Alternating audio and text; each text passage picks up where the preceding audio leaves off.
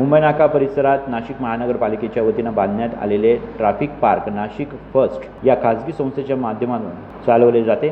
अनेक वर्षापासून सुरू असलेल्या या ट्रॅफिक पार्कमध्ये खाजगी गेस्ट हाऊस सुरू असल्याचा आरोप नगरसेविका हेमलता पाटील यांनी केला होता। तसेच या जागेचा वापर खाजगी पद्धतीने होत असल्याचा आरोप हेमलता पाटील यांनी सभागृहात केला होता। ट्रॅफिक चिल्ड्रन्स पार्कमध्ये हे लहान मुलांना वाहतुकीचे नियम शिकवण्याचे केंद्र आहे। या आरोपानंतर नाशिक फर्स्ट या संस्थेनं ट्रॅफिक पार्क बंद करण्याचा निर्णय घेतल्यानं महापौर हिमगौरी आहेर आडके यांच्याशी चर्चा केली। महापौर हिमगौरी आहेर आडके यांच्याशी चर्चा केल्यानंतर नाशिक फर्स्टच्या पदाधिकाऱ्यांनी हे ट्रॅफिक चिल्ड्रन पार्क सुरूच राहावे यासाठी संपूर्ण सहकार्य करणार असल्याची प्रतिक्रिया महापौर हिमगौरी आहेर आडके यांनी दिली। मला असं वाटतं की गेले 30-40 वर्षापासून इंडस्ट्रीमध्ये हे नाशिककर आहेत ते योगदान देत होते आणि नंतर त्यांनी ट्रॅफिक पार्क उभारायचा किंवा त्याला सपोर्ट करायचा एक चांगली ॲक्टिव्हिटी करायची म्हणून घेतली।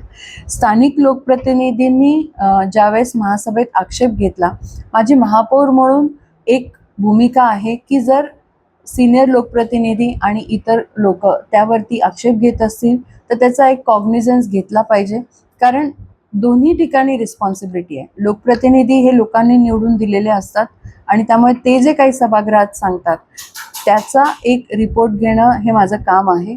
दुसरी गोष्ट, त्याचबरोबर जिथे ते स्थानिक राहता आहेत किंवा जिथे ही ॲक्टिव्हिटी आहे ट्रॅफिक पार्क तिथे नक्की काय चाललं आहे याची देखील चौकशी करणं हा एक त्याच्यातला भाग आहे।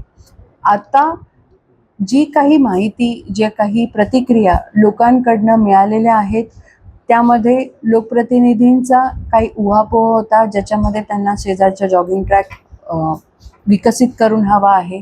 त्याचबरोबर रेग्युलर ज्या मीटिंग्स होतात त्यांच्यामध्ये सहभाग हवा आहे। तर ह्या सगळ्या ज्या गोष्टी आहेत त्या तांत्रिक आहेत आणि त्या MOU जेव्हा आपण एक्सटेंड करतो त्यावेळेस डिस्कशन करून सोडवण्यासारखे आहेत।